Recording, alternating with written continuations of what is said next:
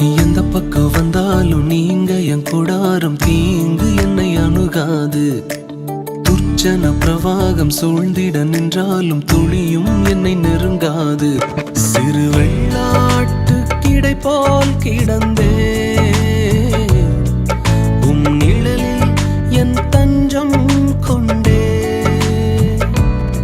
உயர் மலை